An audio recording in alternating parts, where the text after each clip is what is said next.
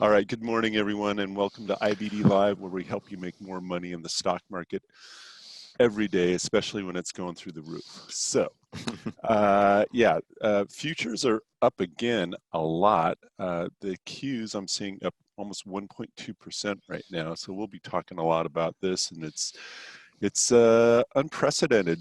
Mike has been looking for a precedent like this, and we'll see if he can come up with something. So you've got I'm gonna about keep looking after the show because I searched a lot yesterday yeah. and I couldn't find something perfect. Okay. So Yeah. for folks who are new to IBD Live, we're here to analyze the first hour of trading and really plot a path for the rest of the trading day, looking for actionable stocks, things setting up, breaking out, pulling back, also stocks showing sell signals. So we're also very interactive, so hit the Q&A button and we'll try to get to your as many questions as possible. And to kick off the introductions, the one person you don't see on the screen is Justin Nielsen, and he'll be doing the question and answers today. And I'm sure Dave jumps in here and there, and I'll try to do as much as well. So before I begin with everything, remember, IBD Live is for informational purposes. The stocks we talk about are not buy or sell recommendations. Please do your own research before making any trades. So joining me today, David Chung, Deputy Market Editor, all-around great guy. Ken Shreve, another really good guy. Also leaderboard editor and I guess you're a senior market writer. Yes, sir. And then Mike Webster, the newest member of the IBD team. And Mike is our head market strategist. And, Mike was showing me what he had done over the weekend on Twitter, which was a giant analysis of the past market week. And I'm going to have to sit down and really look at that because it's an impressive piece of work. Yeah, we might put it on the website going forward, right? Right. Absolutely. We just got to get you trained on how to use all the tools here. So I kind of like it like a 95-year-old when it comes to learning new things. So it's going to take me a while. We'll get things going. All right. For you, Mike, 95 is a new 35, maybe? All right. Well, why don't we go around the horn and see what everyone is looking at? Dave, what's catching your eye this morning? Well, thank you, Chris. Good morning, everybody. I want to focus on a stock that we introduced a couple months ago. That was Enphase, and that's ENPH. Those of you who have it, congratulations to you. It's really en fuego right now, hitting new highs after a breakout past a couple buy points. Even though it's extended, I'm suggesting that you keep it on your watch list because you never know, it could pull back into range or form a new base on top of the current base. And it's compatriots in that solar energy field, SEDG, Solar Edge, SEDG, and DQ from China, which makes wafers. DQ, Daco, New Energy are also acting pretty well. So there's 3 for 1. How about that? Nice. Mike, what's looking good? Well, I have to thank the Hat Man for pointing out CMG to me. They had earnings yesterday, and it's been kind of odd the way it's been inching up, but it looks like it's moving out. So we'll take a look at that. And finally, Tesla is coming in. So this is very, very healthy. It's down about 6%. And so if you own it like I do, that's exactly what you want to see. And hopefully it comes in a bit more than this, just to kind of cool things off. So we'll probably circle back to that one too. Okay, definitely. Ken, what's happening in the world of news? What is happening in the world of news? All right, well, there's a lot of news. So good morning, everybody. Chris mentioned that NASDAQ 100 futures up 1.2% after 2 days of really solid gains for the stock market. Obviously, things were not looking good last Friday when we got a pretty harsh distribution day for the S&P 500 and NASDAQ, but a great start to the week, and stocks look poised to open nicely higher again today. We had a new high for the NASDAQ composite yesterday. We'll see if the Dow and S&P can score new highs today. Chip stocks looking higher. but that is in light of pretty weak earnings from KLA, a chip equipment firm that actually made a nice move above its 50-day moving average yesterday. So KLA under some pressure, but the SMH, the VanEck Vectors semiconductor ETF, up about 1.7% in pre-market trading. The stock market continues higher, even though the coronavirus numbers also are getting higher. China said late Tuesday 490 confirmed deaths, with reported cases now topping 24,000. Latest headlines: Princess Cruises has quarantined 3,700 passengers in Japan after 10 passengers tested positive for the virus. Some saying positive sentiment today for the U.S. Indexes and China as well. Shanghai Composite was up more than 1% overnight. There was some China TV reports on progress of a possible treatment for the coronavirus, but the WHO, World Health Organization, downplayed. Did you say that was Royal or Carnival that they? Princess Cruises. Okay. Yeah. Okay. Yeah. Good economic data this morning on the heels of President Trump's State of the Union address last night. ADP private payrolls up 291,000. That was well above the consensus estimate for 154,000. Of course, we have the jobs report due Friday. Tesla shares under a little bit of pressure this morning, down 3%. Not surprisingly, Almost the company said, what's that? Almost 7%. Down 7%. Okay. So it is getting worse. We've been talking about the stock's torrid price run since a breakout several weeks ago, but Tesla said Model 3 deliveries in February are likely going to be delayed as a result of the coronavirus. As of Tuesday's close, Tesla was 39% above its 10-day moving average, 95% above its 50-day line, and almost 200% above its 200-day moving average. Okay, lots of earnings reports to go over. We'll run through some key ones. Walt Disney, not moving much in the Dow at last check, but Disney Plus subscribers continue to do quite well, 26.5 million now. Disney closed just below its 50-day moving average Tuesday after a 4-day rally. We'll see if it can pop above the 50-day line today. Chipotle Mexican Grill. I'll tell you, this company is just executing flawlessly. Second straight quarter of accelerating sales growth. Revenue up 18% to 1.44 billion. About 20% of the company's sales now coming from digital orders. That we've been talking about a lot of new going on at Chipotle, and there is new going on in spades. So big focus on digital sales. That is paying off and helping profit margin. And same store sales up an impressive 13.4%. I'm sure we'll take a look at Chipotle's chart during the show today, because it has been trying to break out of a long consolidation, just kind of flailing around, but the stock is indicated higher. We could see a new high for Chipotle today. Infi, a leaderboard stock. This stock was down for a good portion of Tuesday's after-hours session. Earnings and sales was just a slight beat, but after the company's conference call, they gave actually pretty good guidance for their current quarter, and that's when the stock turned higher. It had been acting pretty well after a breakout over a 77 buy point, getting support at its 50-day moving average. That stock was indicated nicely higher in the early going. Some earnings losers to talk about. Fiserv, ticker FISV. That stock was off lows, down maybe 1.5%, 2%, but it was worse in late trading Tuesday.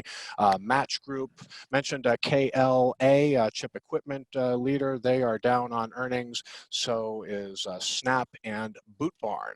And then after the close today, we've got earnings from Paycom, big leader in the enterprise software space, Twilio, and also Qualcomm in the semiconductor space. Also didn't mention earnings from Paylocity, another enterprise software stock. Software stocks in general look to be strong today, but Paylocity also had earnings. This one was pretty far extended past a buy point. So that's what I got, Chris. All right. And there goes the market. And Kelly Crawford timing. already is asking about QQ Nice above the work. upper channel line. And is it time to hedge? So let's start off with that one, because I think a lot of people are concerned that the market's getting a little overheated. And if I need to stop share the screen. How's that? Okay. So let's look at the NASDAQ. And this is where we've opened. And actually, we're not above the upper channel line. In fact, Mike and I were analyzing this yesterday and refining this channel line given the recent action. And it's looking, it's almost perfectly what is it? Well, Parallel? it's like this. Parallel. Whatever the word of the day is parallel. So we are near the upper end right now, but not going over it. So that's good. And remember, let's kind of step back. So this is the channel line that we're talking about. This is the short-term channel coming out of the rally that began in October. And then we've got this other one that has been in place since the end of the correction in 2018. That one is breaking over that one, so that's a little problematic. And let's see if that changes if we go to a log scale. No, and that's the other thing. When you're looking at long-term moves in the market, you really need to look at log scale. Absolutely. Yeah. So again, when we move this to a log scale, I mean, it's getting close, no doubt. And in the when we touched it before, it reversed. And then let's just jump quickly to the monthly.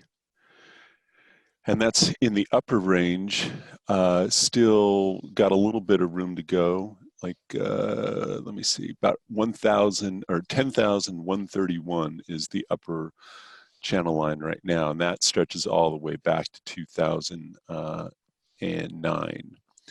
So with that backdrop, it is very, I mean, the market is just shaking off. I mean, we were just talking before things opened how World War III, also known as the Iran missile crisis, was, after what did that last? All 3 or 4 days, and then 5 minutes. Yeah. Felt like 5 years. Yeah. So the market is just looking for any reason to shrug off bad news. We mentioned Infi at the top of the show on earnings. This one has really exploded higher, up about 6%. And again, this stock was down pretty firmly for a good portion of yesterday's after-hour session. But then the conference call came on. They gave pretty good guidance for their current quarter. That stock's up about 6% right now. Let's switch to MarketSmith charts, and I will hide that lower panel for so Mike doesn't need to tell me. I don't know why you would. Am I that bad?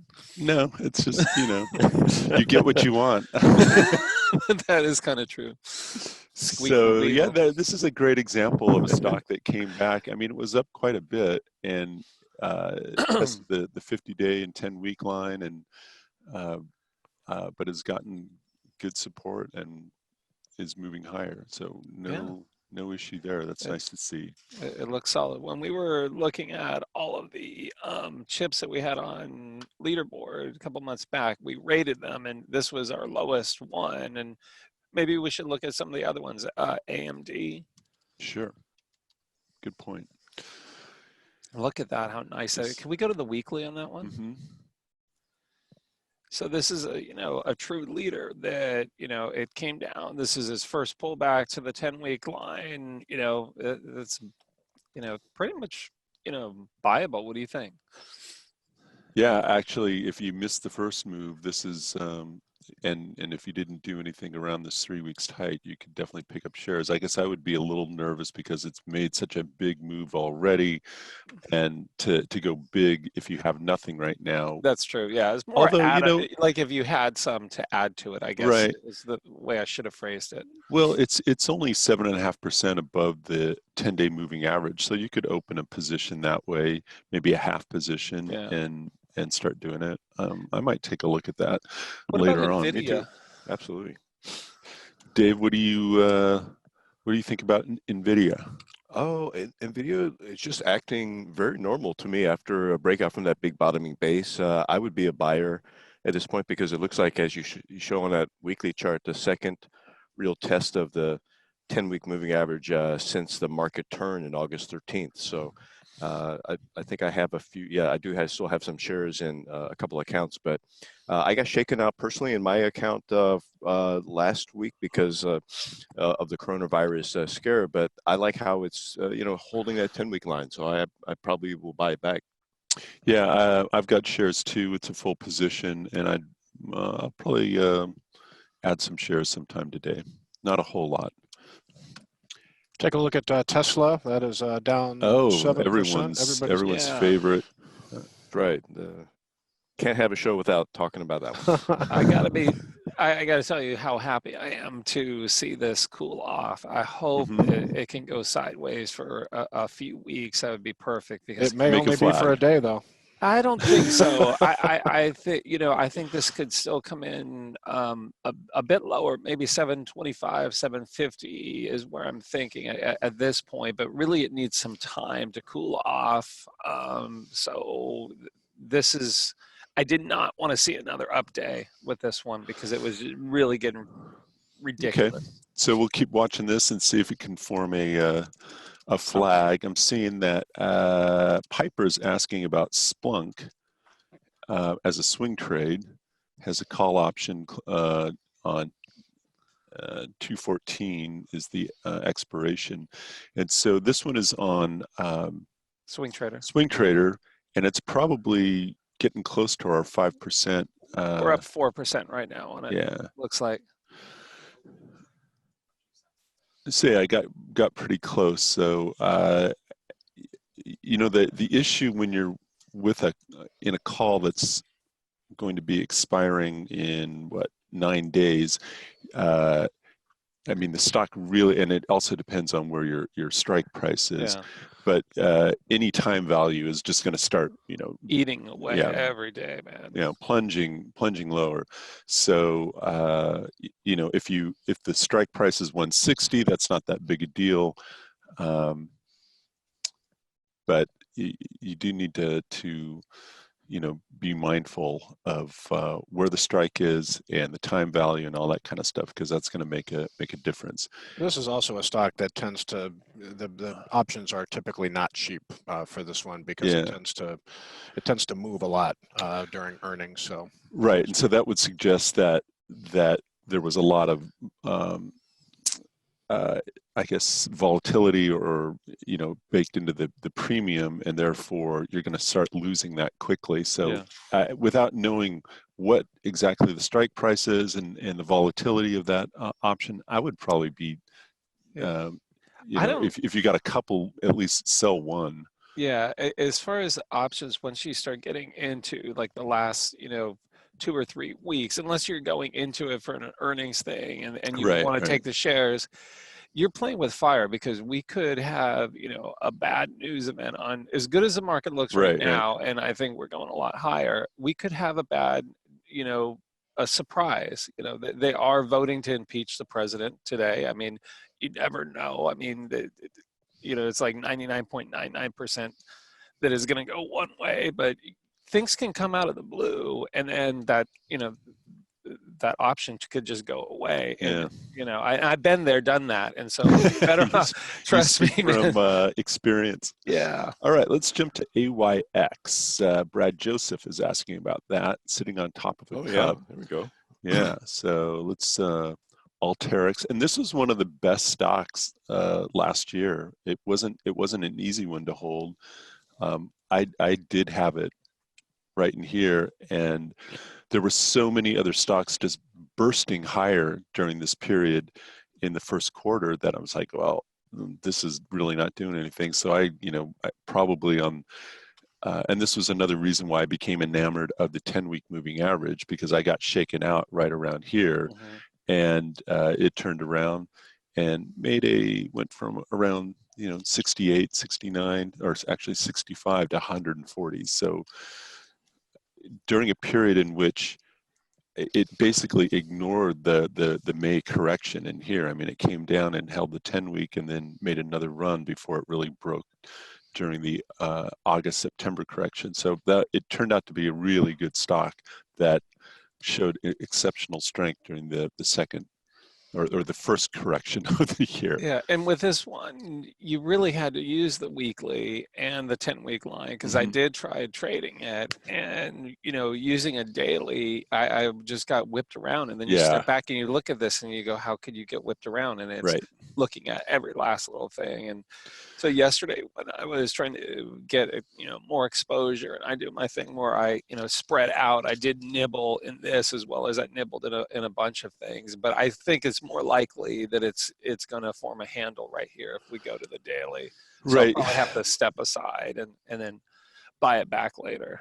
And I'll note that the depth of the cup is 42%. And I Yeah. know for folks who've been here with, a while, you've heard me talk about this. If you're newer, based on our research that we use to build the breakout index and other indexes, we analyzed them going back to 2000, the growth 250 started in 2010, something like that. So 10 years of data with using pattern rec and saying, okay, where did basis stop adding value to the overall index? And it was right around 40%. So when you get to that, what typically happens is it'll come up and maybe make a long handle, maybe even a flat base, or it'll try to break out, make another base. So when I see them this deep, I just kind of step back and I wait for the next opportunity. Yeah, and let's go to the market. I got a note here, and things are selling off, especially in software. So we should probably go through a bunch of stuff. Okay. So let's, so now we opened up, well over 1%. Now we've cut that in half. Actually, not a bad thing. I mean, Yeah.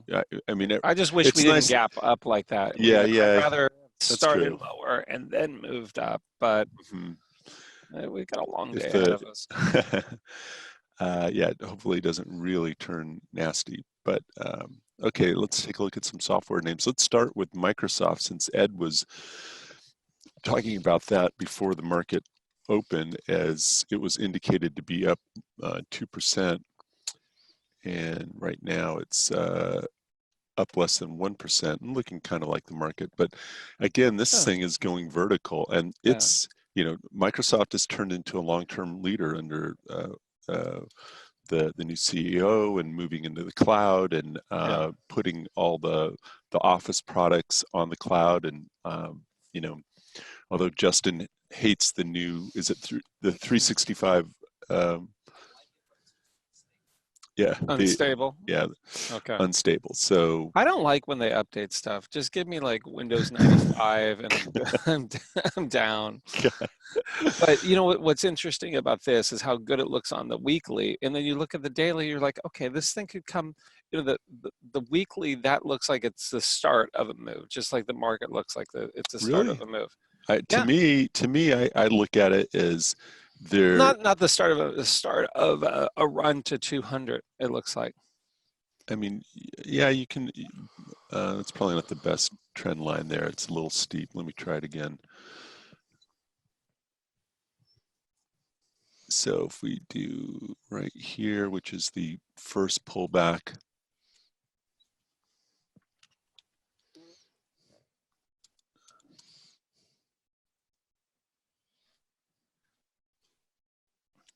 Okay. Yeah. So it looks like 190, 200 that it could get to before. Guys, I think that's the longest upper channel I've ever seen Chris draw. It started back in 1987.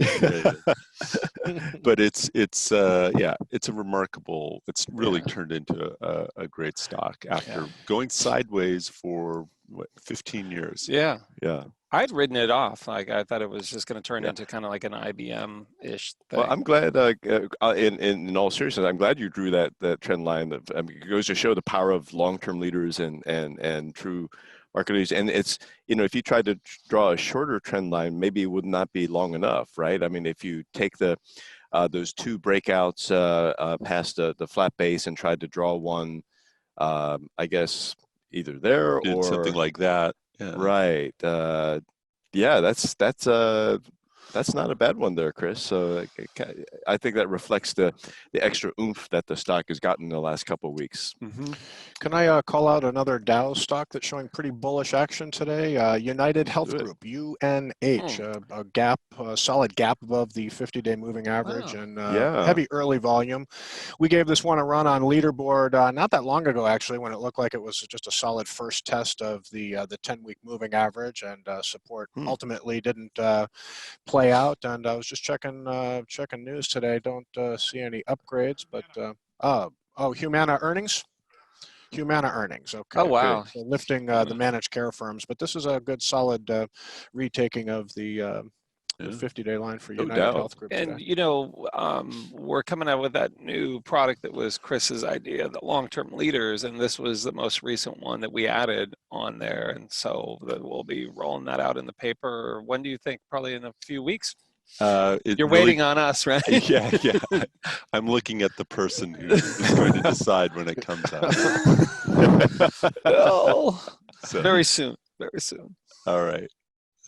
So let's go back to the market for just a second. It's when we looked at it was in the 40 basis point range, and now we're back up to 0.56, so a little bit off the And a lot of bottom. things That are would be getting nice hit hard. if it would just hold. And what are some of the other software stocks that we should take a look at? Probably Coupa, Okay. Team.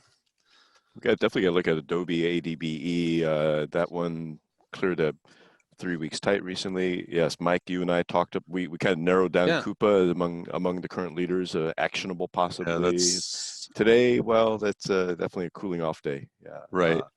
And as everyone knows, and we'll get into this later, I didn't really like the pattern, and I wasn't wild about the RS line, which was actually not too bad actually when it broke out. I mean, we've seen worse things. So, and we will circle back to the RS line because we got a question on that one, but probably later in the show. Yeah. Mm-hmm. Oh, look how 160 was clearly upside resistance. Now it could become some floor support there. So that I'm watching that one closely.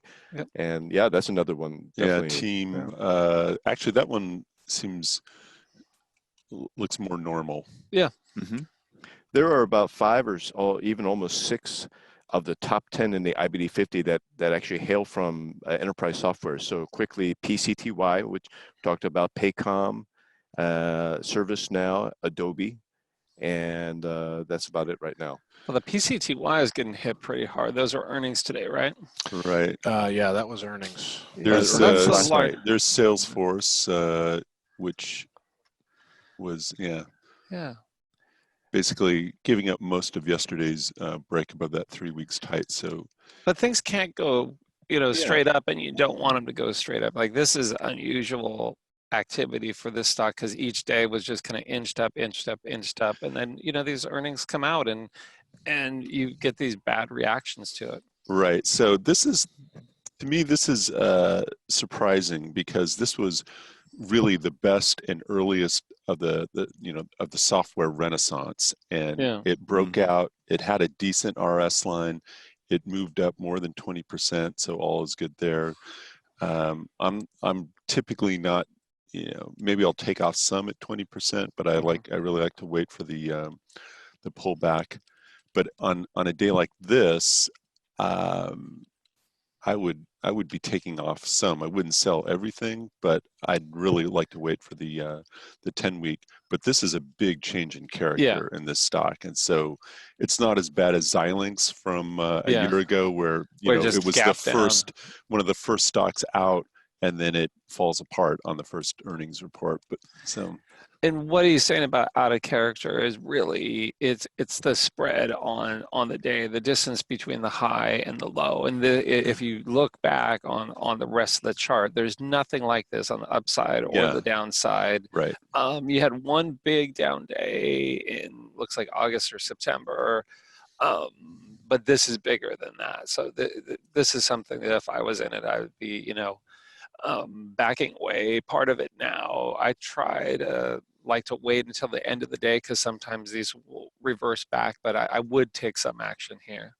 Right. But So we're still only 20 minutes into the session, right? So I agree with you, Mikey. We want to give a little time to cool off and see whether the 10-week moving average could be a potential rendezvous right there, still above 2 recent buy points at this point. So it depends also where you bought it. I think that's important. yeah, It's a big deal. I will also, I mean, we can continue to talk about software, but I noticed Chris and Mike on the watch list, there was a medical company, ALNY, that was trying to break out. After we go through the software companies, maybe ALNY might be worth a look because it's been forming a nice flat base and trying to get over, So just a couple more software stocks. Paycom, actually looking okay. Volume's high right now, but it's still above the 10-day moving average. Magenta on this chart, but they're reporting after the close, right, Ed? Yes. And then Twilio. Whoops. That's also normal. after the close, it's still in its base, so not as interesting to me. Oh, Anaplan. Oh, okay. Good try. So those of you watching, whenever we see Anaplan and the camera is not on, he does a little song and dance to Panama. And I've been trying, and every time we bring it up, I get my phone out and I'm trying to record him, but he'll sing and dance and until the phone is out. Right, exactly. What's the name of that? What is it? Anaplan. I don't know. It doesn't sound familiar. But you've got to do the drumming with your feet too. That was a first a couple of days ago. I never saw that. Okay. It's ALNY. Is that right? ALNY. This is one I'm not even going to try to pronounce the name because it kind of gets stuck and then. No. I'm with you there, Chris. Yeah. But we'll the call CEO it doesn't even know how to pronounce it. Okay.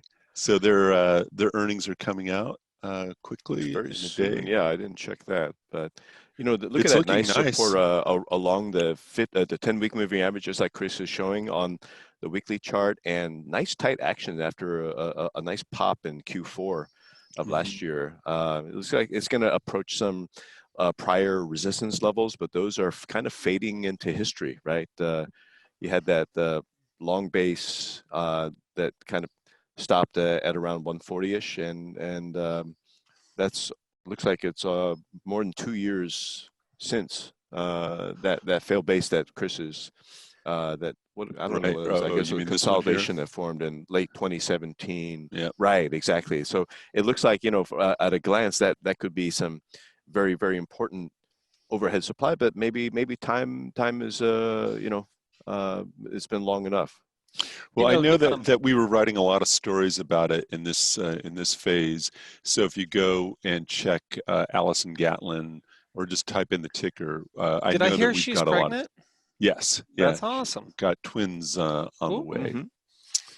Mm-hmm. With this one, can we just go to the sponsorship because it's got some good sponsorship. I don't know the story on it, but when you see quality sponsors in a biotech, it really helps. It doesn't mean the stock can't gap down 40%, but yeah, New Horizons is in there, the Gilder is in there, T Rowe Midcap Growth is in there, so yeah, that's good company. That's really important, especially because given there's no earnings yet. You want to see those top quality funds. That's the thing I want to note is it's still development stage. I think they have some. I'm not sure. We'd have to go back and look. I think they do have maybe 1 or 2 drugs on the market. They might not be completely in development stage, but anyhow, they don't have profits. This also, when you see such a big jump, it makes me think that this is not really sales, but it might be milestone payments like that. So, right, you really need to do some research on this stock and figure out how close they are and what the prospects are. But regardless, if you trade it, I mean, not even a half position. I would say I think half would be the biggest I would do, and that would have to be really And this is Yeah. really a good example of what a rock solid flat base looks like, because even on the daily chart, you can see how it moves sideways and volume dried up. Often you don't see that in a flat base. Sometimes you'll see some, but there was a good volume dry up as this base formed, Yeah. you know, showing supporting action at the 50-day, the 10-week Right. moving average. So just a good visual example of what you want a flat base to look like. Like a Shreve special? Yeah, yeah, Mhm. that's absolutely The a eagle Shreve special. eye Shreve. All right. Let's keep moving. Or is there... Oh, you know what? Let's take a look at Fiserv, because this is a long-term leader. It's on There we go. leaderboard, Yeah. and it was down in the after-hours market, and I'm sure it's down a little bit right now. But nothing But to you know write what's home about. interesting is this. I mean, you can see bars like this, you know, throughout this daily chart. So it's not out of character. Exactly. And the thing to remember about this one, now there was they lowered guidance. Is that I think that's what, They missed on earnings, and they didn't give very good guidance. So I mean, all that considered, the stock is not behaving. I mean, it's down about 2%, but it Right. was not a great earnings report. right. But this is this is the poster child of long-term leaders. Yeah. And Really again, is. if you're you know, had your eye on it and wanting to buy it, I think you really need to go and listen to the earnings conference call. If they have any presentations available, check that out and make sure that is the fundamental business still intact, because I mean, it's been intact since 1986, Yeah. but you know, everything can come to an end, and They're having a minus 10% on the last quarterly earnings is not anything to write home Well, about, but there's something funny there, because maybe there's an acquisition because oh, the there's sales a ramped up. huge yeah, acquisition Oh, it was involved with huge. Fiserv. Yeah, and then in the year ago Okay. quarter, Q4 profit up 85%. And then so this drop was based on tough comps. So look at the revenue growth, 161%. And that was due to a big acquisition. I'm trying to remember that company. Let me look that up. I think it was First Data. First Data. Oh, That's right. That sounds about right. Yeah, That's yeah. right. Yeah. So So you know, that goes to show you, because First Data was always kind of a laggard, wasn't it? Yeah. It just went sideways. So Can we look at the sponsorship just super quick on this one? Because they've got some different players in there. So this isn't the new horizon, but you've got Contra in there, a Fidelity Contra. You've got MFS, a growth, which is a really solid one. The T. Rowe Price Magellan. mid cap growth. You know, so there's Fidelity OTC. So some good ones. Mm-hmm. Lord Abbott, which is a Oh, they're great. very can slim oriented outfit. A lot of the people there. I love looking at their funds because, yeah, they've got all the best names, man. Okay. So, you know, enthusiasm was short-lived over Disney's earnings report. They were talking about all these Disney Plus subscribers, 4 straight gains. The stock tried to get back above its 50-day moving average today. It's reversed lower. So, some resistance at the 50-day for Walt Disney. Mm-hmm. And let's see, is that hurting or helping Netflix?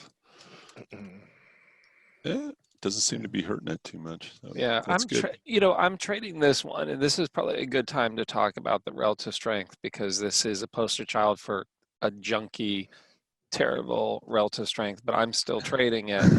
So let's go to the weekly, because we got a question directed at both of us on Twitter about us being kind of hardcore with the relative strength line, and can you miss some stocks with that? So maybe we Definitely. both address that. So you've got to know your best indicators, and the best indicator that I know on the buy side is the relative strength line, then the relative strength number. On the sell side, the best thing I know, besides the 7% stop loss, is closing below the 10-week line decisive. So we're completely on the same page with those. But what Bill would always do is he would have exceptions. So, for example, return on equity greater than 17%. That's, one of our rules. But if it didn't have it, he'd say, well, he would look at the pre-tax margins or the after-tax margins or another item and say, oh, there's this balancing thing. Well, it doesn't have this thing that is really big deal to me, but it does have this. And so that's how I treat the relative strength line. I put it in context of, I guess Amazon would be a better example of this, if we could just pull it up on the Sure. weekly. Whoops, what did I do there? You're trying to mess with the chart. I Oh no, the OCD is coming out. know. So Right. with Amazon, I think is a great example because the character of the stock, it used to be a crazy stock in the 90s, and now that it's gotten bigger and it's $1 trillion, it's had to slow down. And so the relative strength line, as it was base building, just got weaker and weaker and weaker, and that didn't shy me away from the stock because I was putting it in context. So how do you? So I guess to sum it up, I look at it a lot, but I will make exceptions if the relative strength line isn't perfect. I'll just adjust my position size. And as I have said, I rate stocks A through C, so that'll be a knock at it. It might go from an A to a B. So what I would look at, and essentially it's got this tight area. It says 5 weeks. It's a 5-week base more or less, and so based on that, when it broke out, it absolutely took out the high of the RS line and the left when it crossed the left side of this whole thing when it gapped out last week. So in that case, at least on a short term, this is acting very well, and that's really what I want to look at is within the most recent base. I don't really care if it's an all-time high. It's better if it is, but I just see over and over again on the breakout. Is it higher than the left side of the base? If it's not higher than the left side of the base, is it higher than the handle? Yeah. I want to give it a go, but you can't. Big breakouts are really powerful. Yeah. A lot of things have changed in the market, and I know some people say, "Oh, breakouts don't work." It's like breakouts work. Still work. Yeah. And Totally. when I see something like this, when a stock has been going sideways for 18 months and had a, look at this. It popped above that cup with handle, and the volume that week was only average in a declining period. And so this is completely different. And that's why, I was like, let's put it on leaderboard. Yeah. And we were waiting to see, how it handled everything. And, what's really nice is it's holding pretty tight. It's made a new high today and then pulled back, but everything looks is like, pulling back right but now, that which looks is like normal. pretty normal action after a big gap up like that. Yeah, and I have a position in this, and Me too. like you said, great. And then we have it on the list. And I think what you said is exactly right, is what's normal and what's abnormal. So a lot of things are selling off this morning after a gap up, and you just want to see which ones are within norm and which ones are out of being normal. And then if it's abnormal, you might want to trim or sell those. But just because something is down is not reason to just kick it out. And I think that one's acting perfectly. Okay. Also, Mike, just and Chris, as a final thought, first of all, Chris, you talked about the context of the relative strength line within the handle or within the base. I love that comment. Also, I think we ought to go look at AutoZone back when it was a big leader, because it was slow and pokey. It went sideways forever and ever, and the RS line just really got decimated. But and when I think it broke that came out, out of a saucer too, because this just yeah, broke out exactly. of a saucer, right? So right, exactly. And you had all Saucer those bases, weeks up in a row.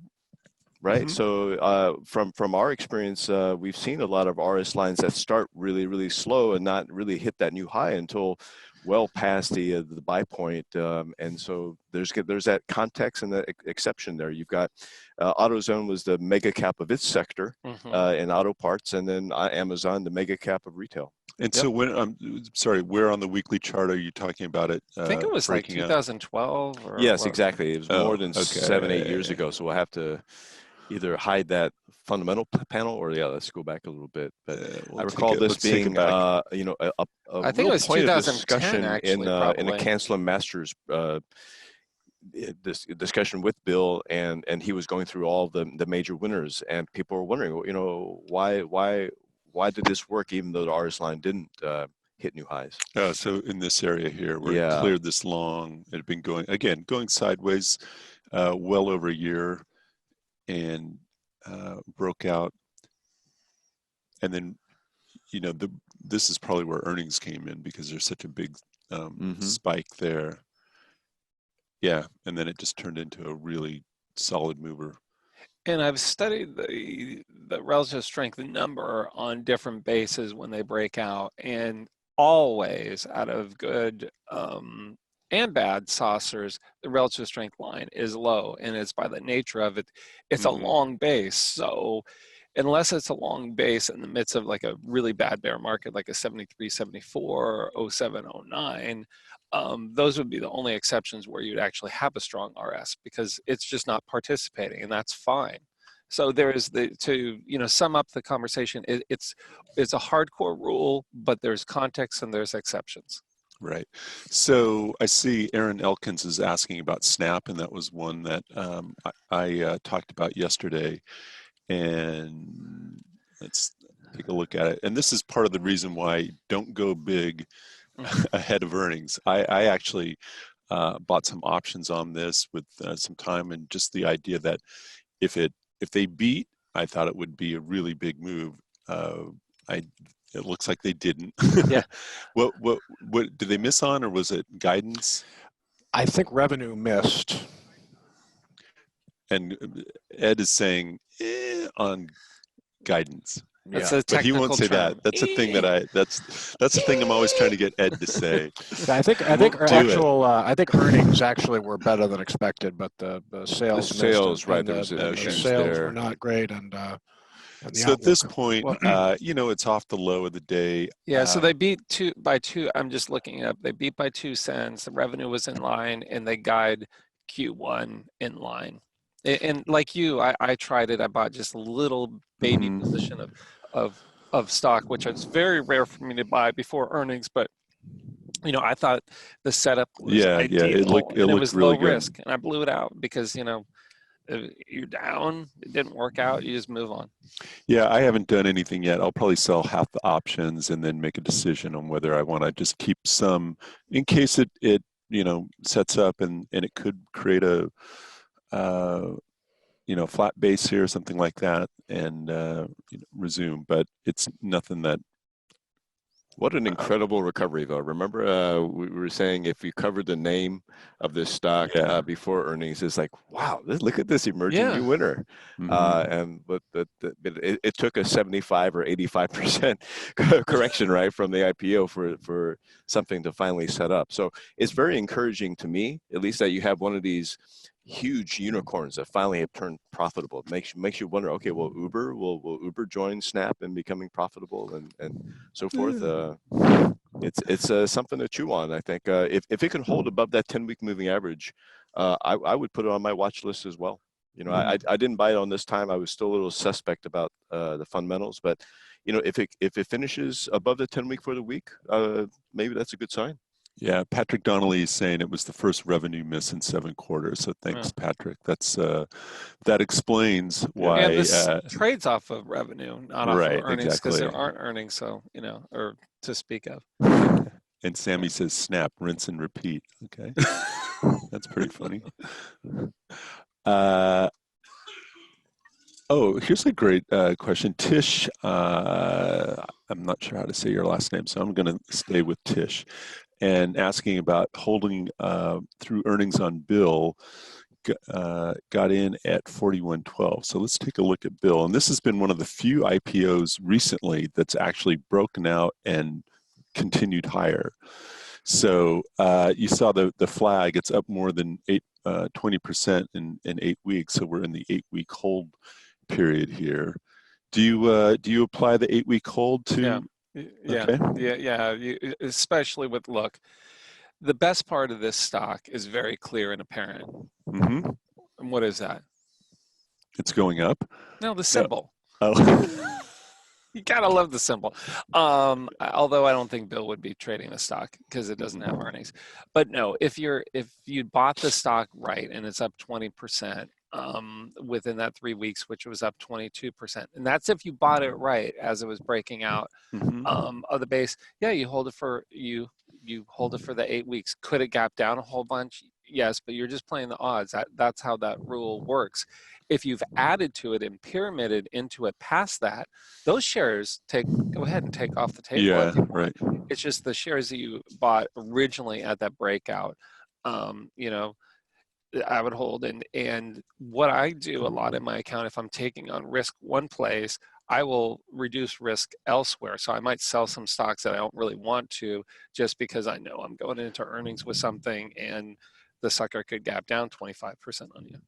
So it does have options, although they do not look very liquid. There's the at the money option has a bid of $1 and an ask of $3. So, you could probably play around and enter in some orders and see, if you can get the bid to narrow.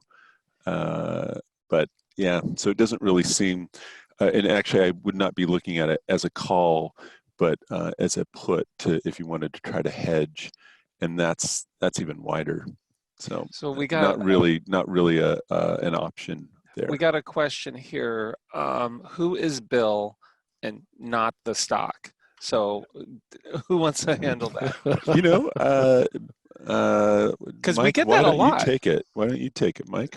Oh, okay. Well, Bill is the founder of, and really he's the guy who started Can Slim.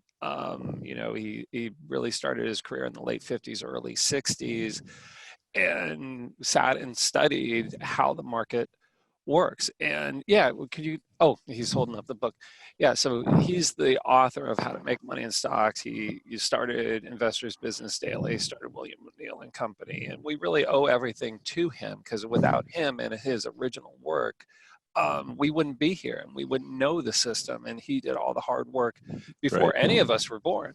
And really what he did, he started out as a stockbroker, and he didn't want to just be good. He wanted to be the best. He's a driven guy.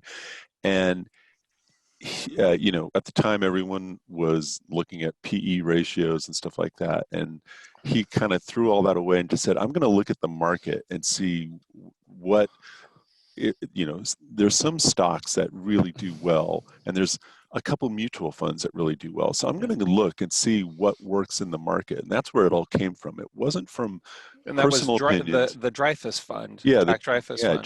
Jack Dreyfus. And so he looked at the fund, and I guess at the time you could really figure out when they actually bought. And so he's looking at the fund's buys and sells and say, hey, he's buying when the stock is breaking into new highs. That's every single time. Yeah. Every single stock was at new highs. And then he started looking at the stocks that were up 100 or 200% each year, and started saying, okay, there's something here. There's big earnings growth. There's something new. There are funds like Dreyfus. And so it was all based on observation. It wasn't like, I've got this feeling that this is the way it should be, and so I'm going to make it work this way. And that's really the genius of what Bill did, was look at the market, and he saw fundamentals, technicals, and the market, and put those three things together. And that's why it's been so enduring. Yeah, and I think to sum it up, the what we all learned so much from him was having an open mind. Like when you're curious about something, and we do this all the time with our research, if you're curious, have an open mind, just look at whatever it is. So like the general market, for example, I don't recall ever seeing a time like this where we're in a run up, we have a gap down, and then a week later we have a gap back up, and we're at new highs. So what he would tell you to do is just search and try to find and see if there's an example of that. And that's what I was doing yesterday. I'm going to do it some more today, and haven't been able to find it yet. And that's a little bit of a concern when it's something different. Okay. Chris, we were talking about that flat base for the biotech Alnilam, I think it is, ALNY, but there's another breakout today. Stock that we've been talking about off and on, but PennyMac Financial, PFSI. Wow. This could be a first to talk on live, huh? That's a good one. That one. PFSI. Yeah, PennyMac Financial. It's it's in the IBD 50, right, Ken? I believe it's an IBD 50 stock. You got a nice little breakout from a flat base. Earnings are coming up today. Yeah, earnings are Thursday after the close, and this one would normally fit the mold for maybe an option trade, but it is very illiquid in the option market. Very big spread between the bid and the ask. Not very high open interest, but it is breaking out ahead of earnings, and this is that looks interesting. We've seen some other stocks. What's the mortgage insurance stock that had a big move? Well, we have Palomar, which we just wrote about. Terry Jones on our markets team. It tried to break out yesterday. Just featured them in, I think it was this IBD 50 stocks to watch, in fact, feature that's open to everyone on i.com. And also, you know, along the lines of what Ken is noting, I noticed Bank of America, BAC, they're in the mortgage business to some degree, I would think. BAC, Bank of America, is retaking its 50-day line, so that's positive for the banking sector too. Let me just jump in. So anytime you want to, you know, trade Bank of America, realize that its RS line last peaked in the 20th century, 1988. That's right, late 20th century. It is. So it's got to get better. Maybe nowhere. Yeah, exactly. Nowhere but up. Okay. So PennyMac is Thursday after the close. Tomorrow after the close. How about so? Did we ever go over CMG? No, we didn't. Let's do that. You know, Essent Group, by the way, was same as that's PFSI. the one I was. Yeah, ESNT, a longtime IBD 50 name, sector leaders list stock. That one is basing Ken and Chris, just kind of hiding beneath its 50-day moving average for a while, but had nice bounce off the 200-day recently. So it's a slow and pokey one right now, but in the same group. Hey, before we go to CMG, let's check the market, and we're now taking out the earlier lows. We had gone down into the 0.41 or something like that. Let me look at the 5-minute just quickly. Yeah, we're basically right off the lows that we saw about a half hour ago. So still up. If it doesn't turn into a waterfall, this is probably a good constructive day. And guys, remember, we just had a change in the outlook in the big picture back to uptrend resumes, and NASDAQ hitting all-time highs. You know, if we were to give back all of yesterday's gain, I would be truly concerned. But, this kind of pullback today, to me, feels very natural. Yeah. Okay. So it's not fun, but it is natural, and they will. Some of these high flyers have big percentage moves. That's just comes with the territory. All right. So let's go back to Chipotle, and this is one that we put on leaderboard. I think right here, right, Dave? That's right. And That's right. I will say, Dave wanted to put it on there, and I was like, this thing, it's RS. I don't know if I remember. I don't know if I remember that, but we put no, it it's true. You did. Okay. And and I was being a crank, but it worked well, and I think we sold it here and then got back in and then sold it right there. So we captured nice chunks of this move last year, and it's been basically off of our radar for 6 months or so. Maybe less than that, and now getting support at the 10-week. So let's go to the daily. And 66% earnings. What was the? Was there anything that people didn't like, or is this just reacting with the market? Because it was up pre-market, all of the right? metrics that I saw were very, very good. Yeah, digital sales, same-store sales growth, amazing. They're doing everything that they, said they. I didn't really see any problem. Sales growth accelerated from Q3, which was an acceleration from Q2. So sales are picking up the pace. So this is about as mild as it gets for an earnings day for a stock. Yeah. I mean, you just never see. If I was in it and there was a reaction like this, I'd probably sell some of it just because, you got away with not having a gap down. But the fact that people aren't crazy about it and it's not higher and it's not through the 900 level, it's not that you have to blow out the whole thing. I've felt that this move up from 800 to where it is now it kind of felt funny. It felt a little bit wedgy. But not perfectly wedgy. It's just unusual. There was no volume. It was just a low volume move. Yeah. Yeah, so just not powerful, but I love going there, which is an important thing if you're going to trade the stock to like what it is. You know, they've got great food. They've switched things. They're trying to, you know, cater to the millennials and Gen Z, and you know, have got healthier options, and the digital thing where you can order it on your phone, go in there and just pick it up to avoid the line. So they're doing all the right things, but it just doesn't mean that you buy the stock right here. So I just wouldn't do anything. And if I was in it, I would trim some and just wait for a better entry. You know, Mike, you and I talked about this just the restaurant stocks after the show yesterday, Yeah. and you know, I think we kind of both agreed that there are a few headwinds fundamentally for the sector. One is higher minimum wages across much of the country, and Mm-hmm. labor is huge cost component to restaurants. Two, the true competitive threat from the likes of Uber Eats and these food delivery companies, because it seems like more people want to just eat at home and, you know, watch their movies and shows at home and not go into the restaurant.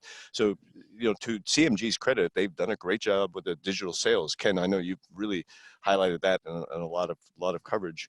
But at the same time, you know, another thing to mention too here is that there are not many great other companies in the group right now, and the group ranking is in the Off a bottom half. cliff. Yeah, went to 125 from Yeah. 54 from the prior week. So that is a big fall. Yeah, so I mean, at this point, I would just keep watching it and, you know, see if it sets up. I mean, it isn't a really, actually, when it broke out here, look where its RS line was versus the high. Right. So well off the high. So that's why we didn't really, you know, this never came up as a serious consideration for putting back on leaderboard at this point. So we'll keep looking. The one last thing I'll say on CMG, and I'll find the date while we're talking, there was a base in there that was probably the most beautiful base I've ever seen. And after the show, people should go and check it out. So I will find the date of that base. It's I worth think you're studying. talking about like, you know, after the market bottomed in 2002 and then this stock came out in the mid 2000s. I'm guessing that after a series of long consolidations, I think there was a really nice cup with handle. It was the most 2005, beautiful. 2006 or something. No, it was I'll the look for it. most beautiful cup with handle I've ever seen. It was the week of September 3rd, 2010. 2010. So Okay. What is this for Chipotle? for Chipotle. Okay. It's just absolutely picture perfect. September 3rd, 2010. So go take a look. Oh, well, we can do it now. Oh, yeah. If I could Look get at it to that. work. You see This that? one right I here? totally agree. Yeah. It is gorgeous. Yeah. Right. All of the down weeks in that cup with handle had low volume, a mild decline. You're totally right, and a nice uptrend before that. Yeah. Yeah. Big reversal. That's Okay. like a supermodel of bases. The Calm swimsuit down there. edition. Let's jump back to Tesla, because I'm seeing folks saying, "Hey, it's fallen." It did hit the 750 area, and That's good. and then got some support. It could come in some more and Yeah, look normal. 752. So Nancy Delaney is asking, how did you come up with that number? By looking at the taser example that I've been telling people to look at, and seeing what normal is, and just having looked at thousands and tens of thousands of charts. And one of the fun things that I like to do is to just mark on there what would be normal, what would be abnormal. And I don't know how else to say it other than you just have to look at so many charts to know what is right and what is wrong. And I would say if it goes below the low of the third right away, which is 670, the 673 that day. Yeah, so 673. If it were to do that today, that would look abnormal. If it were to do that 2 or 3 weeks from now, that would be pushing the envelope. But that's kind of where I'm looking at, before I'd get concerned with it. But I'm hoping it just forms a flag or some other base right here. But it's not actionable. Don't trade it. All right. Well, let's jump to Vertex. Kelly Crawford is noting that it fell on earnings and now it's bouncing back up. And let's get that right.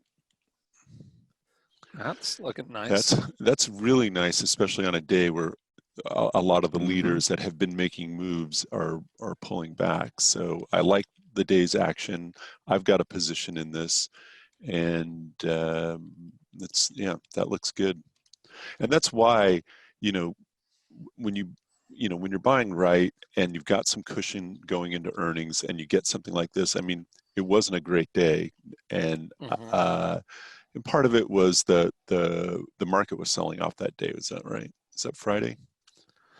See, that Yeah, looks like exactly, Friday. exactly. Yeah, Once 131. coronavirus fears. Yep. Right. So we had that going on, but it shook it off and got support and went back higher. So for now, this is looking fine. Totally. Still a position in leaderboard, Chris. We were Mm-hmm. weighing, actually adding a little bit to that partial position.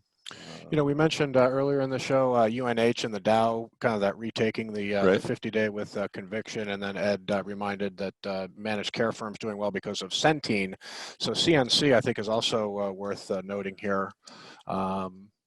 Of Humana, but that was the one that was doing. But so Centene, oh yeah, kind of similar thing. Yeah, well, Centene had earnings yesterday, actually. Okay. I don't know if it was after the close. Anyway, but that is just, again, another good conviction case of support at the 50-day moving average after a breakout.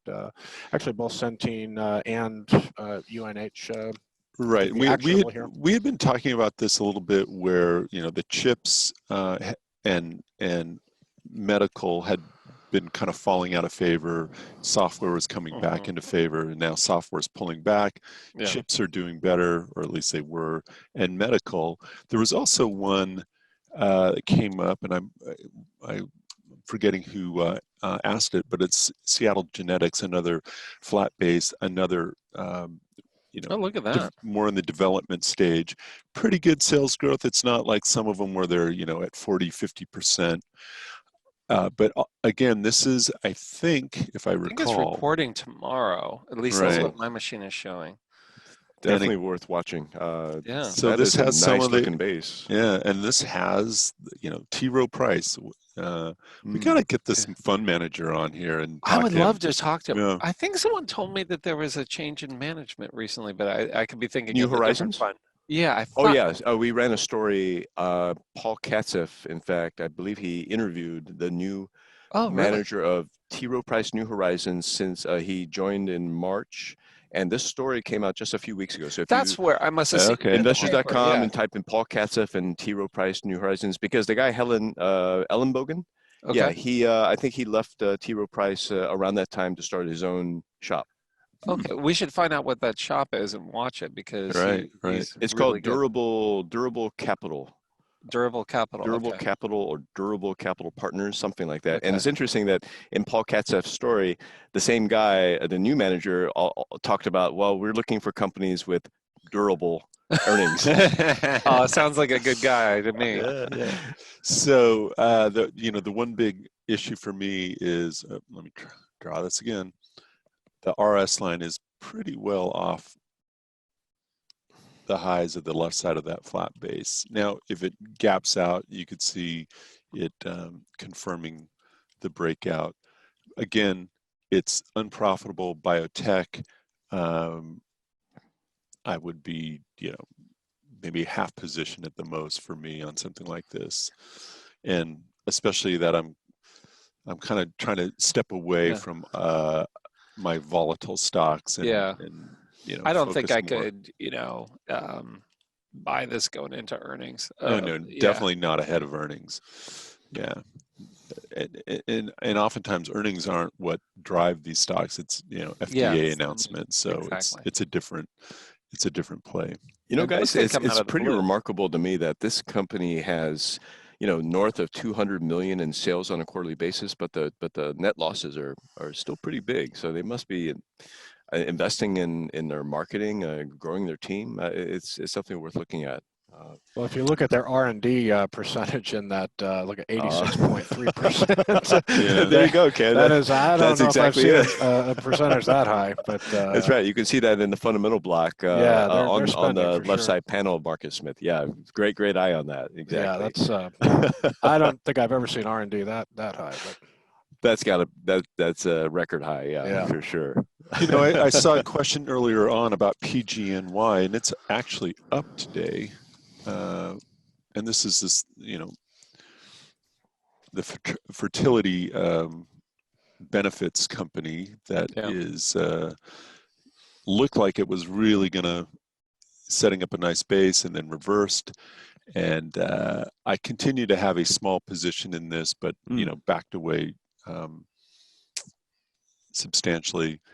It still looks like it always looks. I mean, it's a short history, but this action, you know, coming up in here and here looks exactly like what we're seeing here. So it's nice that it's up to date, but I don't think this has really turned a corner in the way it's acting. Yeah, you have to have a tiny position with it. And I backed away from it when I was rating my stocks A through C, and I was concerned about the market. And this one, you know, went bye-bye just because it wasn't an A Right. because of exactly what you said. It's a great story. I love that it's an IPO. I love that it had its power It's before. got earnings. It's got earnings, you know, so it's got so many things, huge sales, but the way it trades is just kind of too unpredictable, right? And so it was a B- for me, and so out it went. See, well, you know, I've also, given that Pete Buttigieg won the Iowa caucus, according to the latest news I saw last night, the fact that Bernie was, you know, second, and Warren was third, plus in combination with the Centene and Humana earnings, I wonder, you know, Progeny is kind of getting a lift because of this group move there, because that one day where UNH fell hard was there was a lot of headlines about, you know, Sanders becoming really the strongest candidate. But that was 2 weeks ago. We should probably go back to the market because the Q's just turned negative, and the comp is, you know, threatening to turn negative. Okay. So not the action you want to see. That's what I hate about gap ups. I mean, as strong as this market looked coming into the day, like I just wish we would have been down, you know, 1/4 or 0.5% coming into it, because it just sets itself up for disappointment. But still, we haven't done anything wrong. We're still above last week's area, or pretty much right at it. So but let's look at it's really the NASDAQ, which is showing most of the weakness. I mean, the S&P is still up 0.6, the Russell 0.77, and the Dow 0.79. So in some ways, I mean, obviously the NASDAQ has been the most overheated, and so maybe there's some profit taking going there, and, you know, stepping back from the market. But, you know, the S&P looks a whole lot better today than how the NASDAQ looks. I think that's a valid point. Okay. All right. We take a look at RH. Sure. Let's we'll take a look at RH, and then I'm noticing it's 7:33 our time, so we'll start wrapping up. I just wanted to call out RH today. This is you know, is really proving itself a good retail leader. And in fact, you can draw a little trend line from its high of 243.67, and kind of see that it there's a potential for a trend line breakout here as it works on a flat base. So if people looking for an early entry here, it is you know, outperforming today, up 2.7%. Definitely. Nice to see. It's been a long time member of Leaderboard as well, but recently got kicked out. But maybe we'll have to revisit this one for a possible re-entry. Sure. Yeah.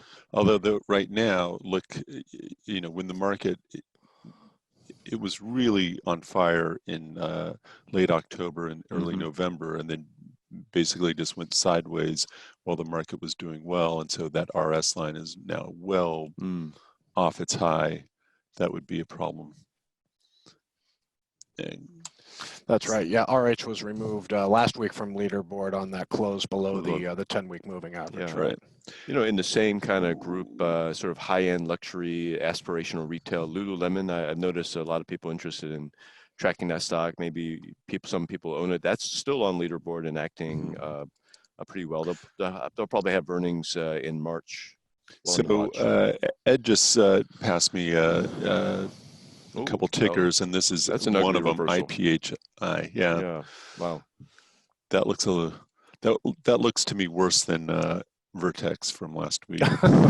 Yeah, that's I wonder not if normal. That's a change of heart on. Yeah, there's not. Well, pretty was good. that a fat finger trade on one of Yeah. above 90? You know I what? mean, let's go Yeah, I don't know that it. to I the mean, that's intraday chart. That's got to be a bad print, right? that looks very odd. Let's No, it looks like it really traded up there. really it did. Huh? Yeah, Let's In do the it on the first minute. 10 minutes. I guess so. Yeah, that's not good. no, there was real trading there. Yeah, a there lot. was 260,000 shares in the first 10 minutes or so. I'm looking Yeah. at on Yeah, the TOS. So on the first minute, there's 168,000. Second minute, or I'm sorry, these are. Yeah. These are 1 within minute. bars. Sorry, 634, and then this. So that's real trading. That's not a misprint. Yeah. yeah, Wow. that's not good action, and that's not like if I was in it, you know, Yeah, this is one where I probably wouldn't wait till the 10-week close, or maybe. yeah, it's so abnormal. Like Mhm. there are exceptions to everything, and like we talked. Netflix had a day like this years ago. Do you remember where that was? Maybe you can I'm find it. trying to find it. Yeah, I know what you're talking about, but Netflix's nature was terrible. It was very much like no, really, it was like Green Mountain Coffee. If you remember how that one traded, all over the place, and there were some bases where it broke out from the bottom of the base. The day before was the bottom of the base, and then on the earnings, then it broke out and then never looked back. And so that was one of the hardest ones to trade, just like the Amazon of yesteryears. But yeah, this is not good action. And if it closes here now, if it's able to get support and move back above that little kind of shellfish area, then that would be okay. But right now, that's not good. Oh, For a second, I thought you said shellfish. That's so. Ed had given me IP8I and then UGH. I'm like, what is UGH? I'm typing it in. I was wondering what UGH I saw on the ticker. I was like, it is an UG for sure. Okay. Let's start wrapping things up. We're only 7 minutes over. We're doing pretty well. I know. Not too bad. Not too bad. Yeah. So again, the market is given back. There's the minute chart for the NASDAQ. We'll go back to the daily. So the NASDAQ is, I think, looking the worst of the major indexes. S&P is still, holding better. Russell is okay, and the Dow is okay. But again, these didn't make new highs yesterday, and the NASDAQ was much. So I guess overall, it's nice. The things that got overheated, now money's coming out. There, of course, we've got our friend Tesla talking about that, and I guess not really a lot of actionable stocks today, given what's been going on. Maybe the managed care firms, like I said, those are good. Centene, UNH, pretty bullish moves today. Right. So we're definitely RS lines. Right. We're definitely seeing strength in the medical sector versus that looks good, but it's just not really actionable. Yeah, it's not actionable. But if you own it, if you're going through and you're deciding, what to do with stuff, you're certainly not selling it. And the Dexcom has earnings coming soon. Tandem's been looking nice. How it's tighter and tighter action, especially on a day like today. It seems like there's two groups of stocks. If it's software or something that's been hot recently, those are getting sold off, and the other things like Ken is bringing up, the kind of slower, pokier stocks, those are having nice days, and a lot of medical stuff. Yeah, so it really seems like medicals are the sector in favor today, which is good because it was a leading sector and kind of paused for a while. And now it seems to be coming back on. Chris and guys, there's also, and ladies, there's a little bit bounce by oil and gas. I'm looking at the top 10 industry groups within IBD's 197. Many of them, besides managed care medical, are all oil and gas, and that's probably because crude oil is up almost 4% today. So, but crude oil has been going straight to, if you just pull up the USO or oil, I mean, so this is normal, right? In the context, I'm not talking about a breakout. This is just a bounce. USO has got much more volume. Yeah. So, Yeah, but I'm curious, what was there a inventory report? We'll have to look and see whether that spurred this bounce in oil. All right. Well, I think we'll wrap it up here. Thank you very much, everyone, for tuning in today, and we'll post the recap of the Q&A. We'll also have the ready and watch lists on that as well, and you can always continue the conversation on Twitter. Mike is ready to I've engage been known to 24 hours a day. tweet. No, I rest for like 2.5 hours. Okay. I do All right. have insomnia, so I will wake up and check my phone. Well, maybe you and Ed can tweet with each other. We did at 2 in 3 the something morning. this morning. At Oh 3 my something. gosh. Oh my God. He sent something out. I had to respond to let him know, hey, All dude, right. I'm up Wow. too. Okay. Right? Okay, Crazy. so we will wrap this up. We'll be back tomorrow, and we'll hope to see everyone here. All right. Have a great day. See ya.